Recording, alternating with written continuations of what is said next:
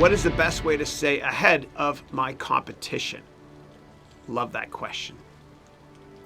I want you to think like your competitor does. Right? There's something called game theory, which means thinking how your opponent might think. And if you want, you can read a book called Sun Tzu and the Art of War. In that book, there's a quote which is, "Every battle is won before it's been fought."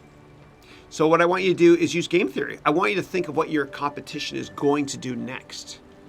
And with this new digital reality, there's great ways of finding out competitive intelligence without breaking the law about your competition. And one of the best ways is this. If you work in sales, I want you to go to Twitter.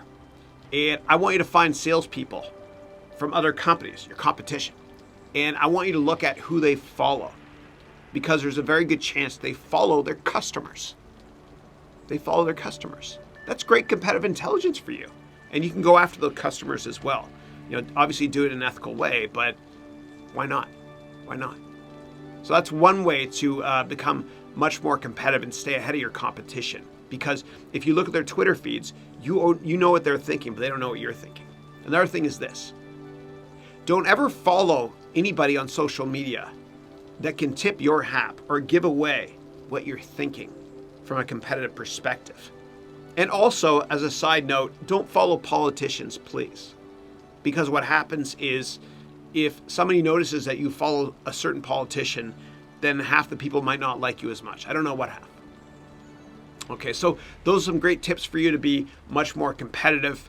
But I always want you to think of game theory. I want you to think one step ahead of the competition. And here's a great example of game theory.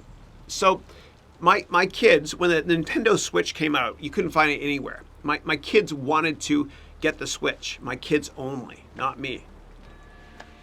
And you couldn't find it anywhere. So I went to eBay, and I couldn't find the Nintendo Switch except for crazy prices like thousands of bucks, whatever.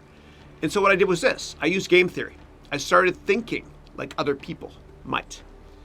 And so I thought to myself, if somebody lists their Nintendo Switch for sale, but they type the word Nintendo wrong, maybe they type Nintendo instead of D-O at the end, T-O they type, then maybe I'll find that listing. And that's what happened. I found it, nobody bid on it because nobody searched for it, nobody found it. And that's how I found it, using game theory. And I do the same thing. I'm so upset that I'm telling you this right now, but I have to. I am transparent as always. I do the same thing with hockey cards. For years, I've been going on eBay and searching for Wayne Gretzky rookie card. And a Wayne Gretzky rookie card in perfect condition is $100,000. There's only a handful of them though.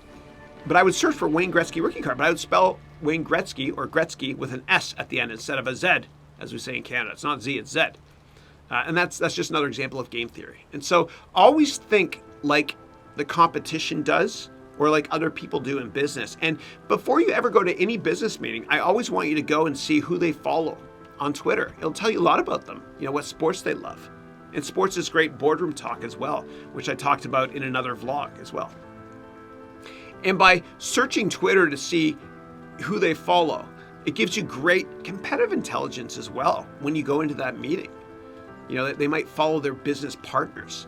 They might follow things you're interested in as well, which could be great icebreakers. Maybe they follow the Beatles or U2, and maybe you could spark up a conversation like that in your meeting with them.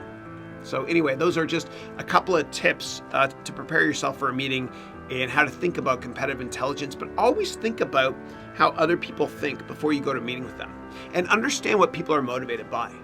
Most people are motivated by about three things. Number one, make more money. Number two, get promoted faster. And maybe number three, enjoy their work.